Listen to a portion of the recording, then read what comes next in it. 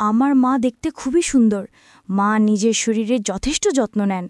সাধারণত গ্রামের মহিলারা শাড়ি পরেন, তবে মা মাঝে মাঝে শার্ট এবং জিন্স পরতেও পছন্দ করেন। তাকে এখনও কম বয়সী মনে হয়, কারণ তিনি প্রতিদিন পরিশ্রম করেন এবং নিজের শরীরকে ফিট রাখেন। মায়ের লম্বা চুল এবং মুখে সবসময় হাসি লেগে থাকে। আমি ঘরের একমাত্র ছেলে, তাই মা বাবা আমাকে খুব ভালোবাসেন এবং কখনো আমার কোনো চাহিদা অপূর্ণ রাখেননি। আমার ছোট বোন পায়েল এখনও স্কুলে পড়ে এবং খুবই দুষ্টু। আমি আরিয়ান। এই গল্পটি আমার পরিবারের কথা।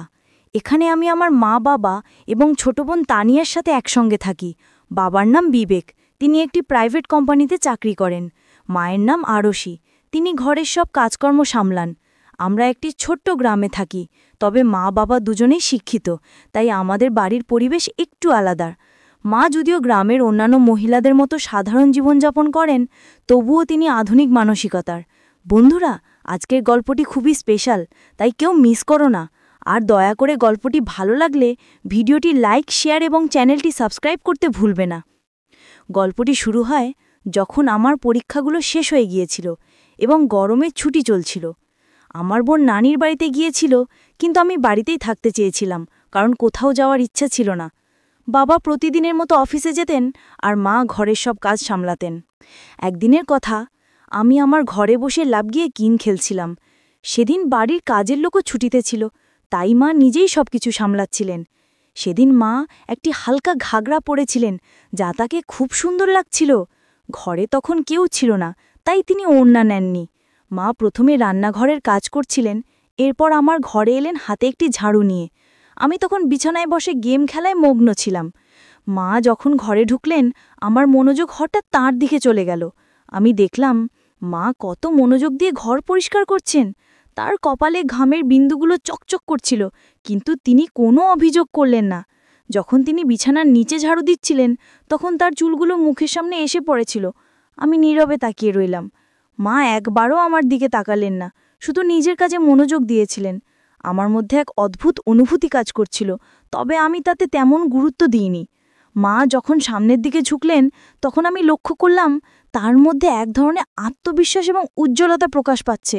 আমার মনে একটা অস্বাভাবিক অনুভূতি হচ্ছিল, কিন্তু তখন পুরোপুরি বুঝে উঠতে পারছিলাম না।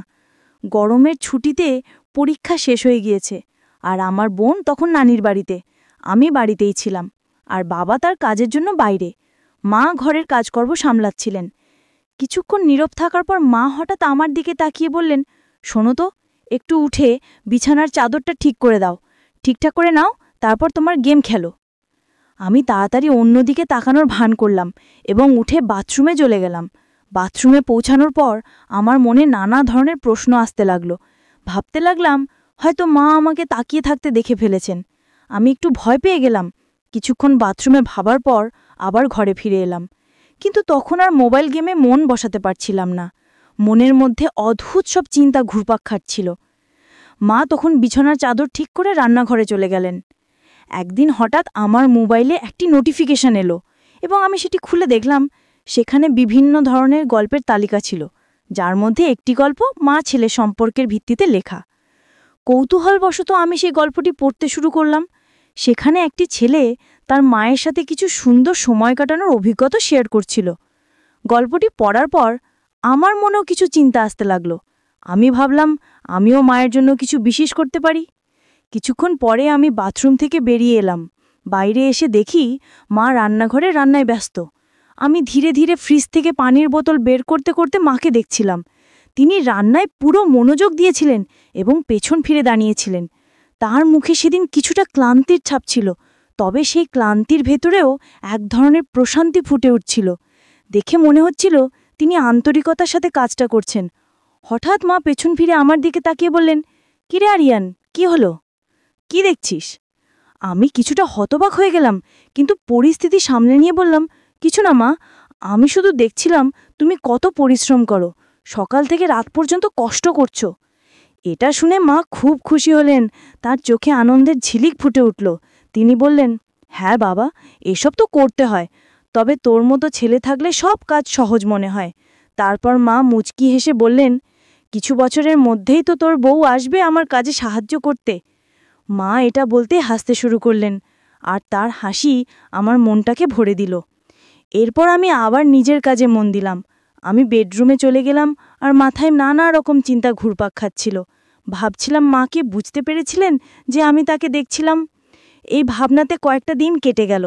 এক পর্যায়ে উপলব্ধি করলাম শুধু তাকিয়ে থাকা যথেষ্ট নয়, কিছু একটা পরিকল্পনা করতে হবে।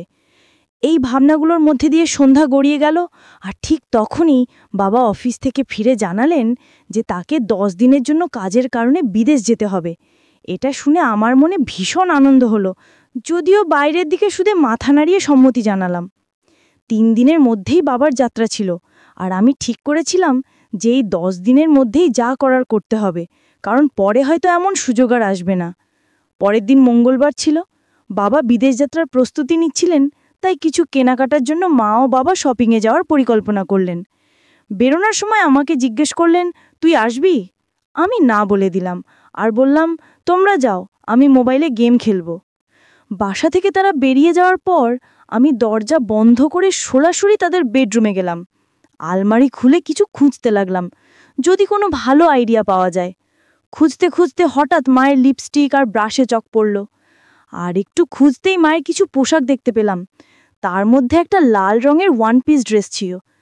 দেখে ভাবতে লাগলাম মাকে এই পোশাকটা পরলে কতটা সুন্দর লাগবে। কিছুক্ষণ এমন ভাবতে ভাবতে আলমারির সমস্ত কাপড় গুছিয়ে রাখলাম। তবে বেডরুমে মায়ের ছবিটা দেখে আবার এক ধরনের অদ্ভুত অনুভূতি হতে লাগলো। তখনই মনে মনে সিদ্ধান্ত নিলাম, শুধু ভাবা নয়, কিছু একটা করতে হবে। সব কিছু গুছিয়ে রেখে হলঘরে এসে টিভি দেখতে লাগলাম। ঠিক তখনই মা বাবা শপিং শেষে বাড়ি ফিরলেন এবং বসে পড়লেন। এভাবেই সেদিনটা কেটে গেল। পরের দিন সকালে বাবা বিদেশ যাত্রার প্রস্তুতি নিচ্ছিলেন, তাই মা তাড়াতাড়ি উঠে ঘরে সব কিছু গুছিয়ে নিলেন এবং বাবাকে নাস্তা করিয়ে ঘরে বাকি কাজগুলো করতে লাগলেন। সকাল 8টায় বাবা আমাদের বিদায় জানিয়ে বেরিয়ে গেলেন, আর মা ঘরের কাজে ব্যস্ত হয়ে পড়লেন। বাবার বাইরে কাজে যাওয়া আমাদের নতুন কিছু ছিল না, তাই সহজেই মানিয়ে নিলাম। মা তাড়াতাড়ি ওঠার জন্য এবং বাবার প্রস্তুতির জন্য ব্যস্ত থাকায় স্নান করতে পারেননি। সকাল প্রায় 9টার সময় বাবা চলে যাওয়ার পর মা স্নান করতে গেলেন, আর আমি তখন হলঘরে বসে টিভি দেখছিলাম। কিছুক্ষণ পর মার গলা শুনতে পেলাম, আরিয়ান, তোয়ালেটা এনে দাও তো, বাইরে রেখে এসছি। আমি ততক্ষণে তোয়ালে নিয়ে বাথরুমের দরজার কাছে গেলাম। মা দরজাটা একটু ফাঁক করে হাত বাড়ালেন তোয়ালে নেওয়ার জন্য। আমি দেখতে পেলাম মায়ের চুল ভিজে গেছে আর তার হাত থেকে পানি পড়ছিল। ওই মুহূর্তে মাকে সত্যিই সুন্দর লাগছিলেন।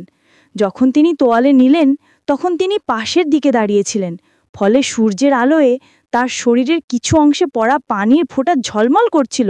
মুহূর্তটি সাধারণ ছিল, তবু আমি একটু থমকে গিয়েছিলাম। নিজেকে সামলে নিয়ে আবার হলঘরে ফিরে টিভি দেখতে শুরু করলাম। কিছুক্ষণ পর মা তোয়ালে পেঁচিয়ে হলঘরে এলেন এবং টিভির পাশে রাখা আয়নার সামনে দাঁড়িয়ে হেয়ার ড্রায়ার দিয়ে চুল শুকোতে লাগলেন। আমি চুপচাপ পিছন থেকে তাকিয়ে রইলাম। মাথার চুলে হাত বুলিয়ে তিনি চুল শুকোচ্ছিলেন। হয়তো এটা তার জন্য সাধারণ কাজ ছিল, কিন্তু আমার কাছে সেই মুহূর্তে তার নির্ভরতা অন্যরকম মনে হচ্ছিল। কিছুক্ষণ পর আমি বললাম, মা, তুমি সবসময় ওই সাধারণ পোশাকগুলোই বাড়িতে কেন পরে থাকো? মা অবাক হয়ে বললেন, কেন, এতে কি কোনো সমস্যা নাকি? আমি তো যা ভালো লাগে সেটাই পরি।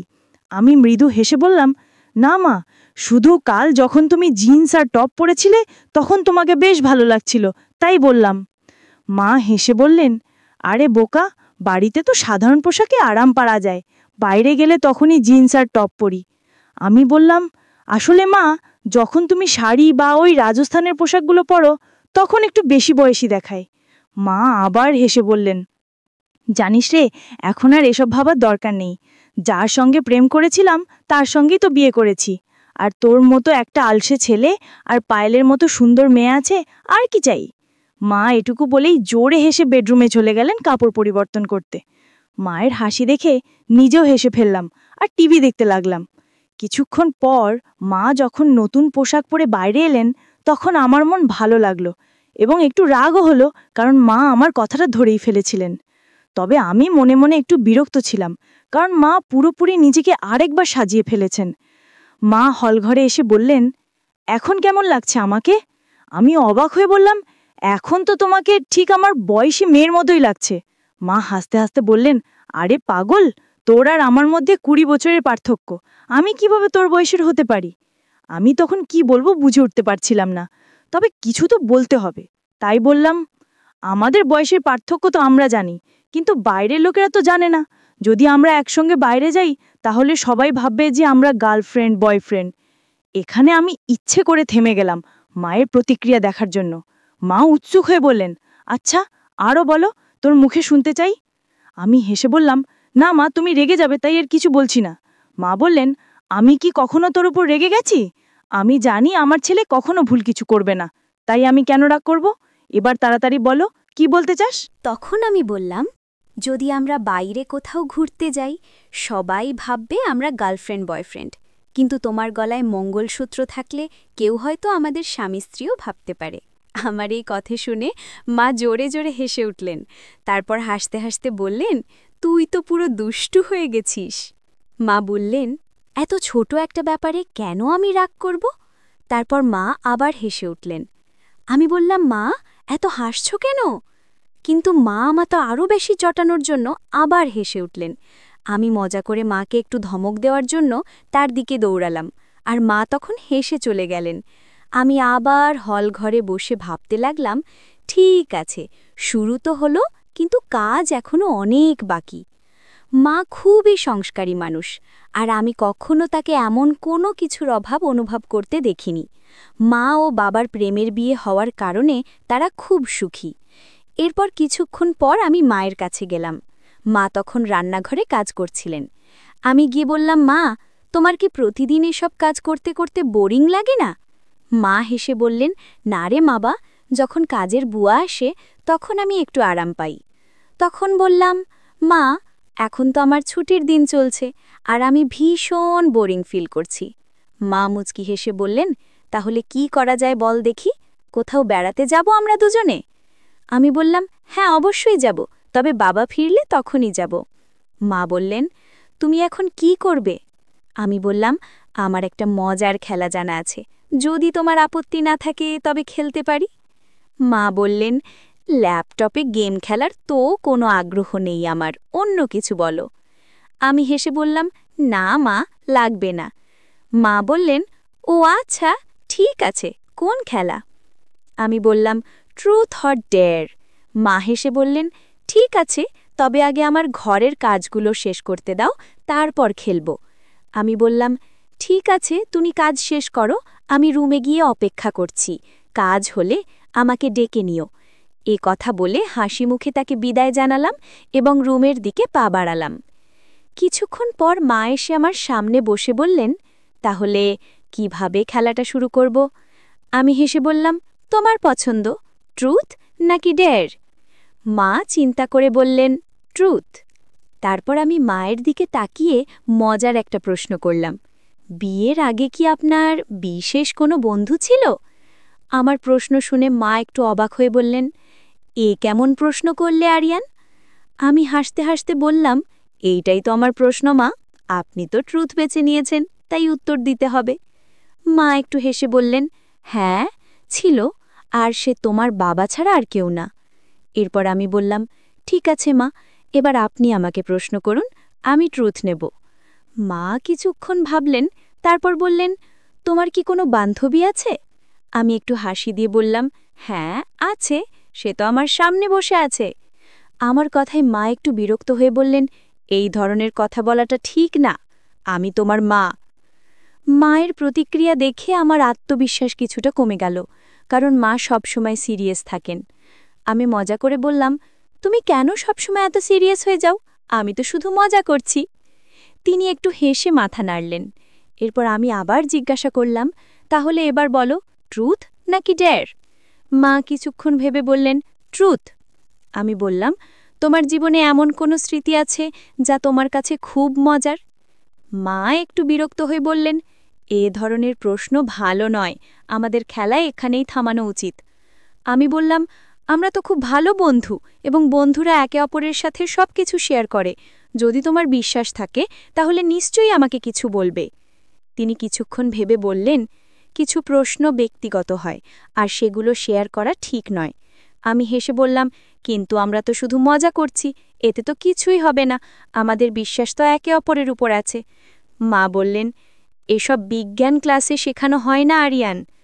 তখন আমি বললাম, যদি এসব শেখানো না হয় তাহলে এসব জানার দরকার নেই আমার। মা আবার বললেন, তুমি সব জানার অধিকার রাখো, কিন্তু বুঝতে হবে তুমি কার কাছে প্রশ্ন করছো। তুমি তোমার মায়ের কাছে এই প্রশ্নগুলো করছো? আমি বললাম, মা, তুমি জানো আমার খুব বেশি বন্ধু নেই আর কোনো বান্ধবীও নেই, তাই আমি তোমার সাথেই সব কথা বলি। মায়ের মুখে একটু বিষণ্ণতার ছাপ দেখা গেল, কারণ ছোটবেলা থেকেই আমি খুব একটা বাইরে যেতাম না এবং খুব বেশি বন্ধুও ছিল না। মা বুঝতে পারলেন যে আমি সহজে হাল ছাড়ব না, তাই বললেন, ঠিক আছে, আমাদের সময়েও মজার কিছু করতাম। একটা ঘটনা বেশ মজার ছিল। আমি হেসে বললাম, মা, এমন ছোট্ট একটা বিষয় নিয়ে এত ভেবে সময় নিলে কেন? মা হেসে উত্তর দিলেন, তুমি না সত্যিই অনেক কৌতূহলী। মা মুচকি হেসে বললেন, এবার তো খুশি হলে, তাই না? মা আবার বললেন, তাহলে এবার তুমি বলো, ট্রুথ নাকি ডেয়ার? আমি একটু ভেবে বললাম, ডেয়ার নেব। মা মুচকি হেসে বললেন, তাহলে বলো, তুমি কি কখনো কাউকে ভালোবাসা প্রকাশ করার সাহস দেখিয়েছ? আমি হেসে বললাম, না মা, তবে যদি কেউ তোমার মতো আন্তরিক আর মিষ্টি হয় তাহলে হয়তো করতাম।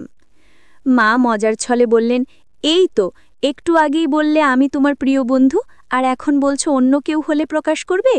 আমি মৃদু হাসি দিয়ে বললাম, তাহলে কি তোমার সাথে মজা করে কিছু বলতে পারি?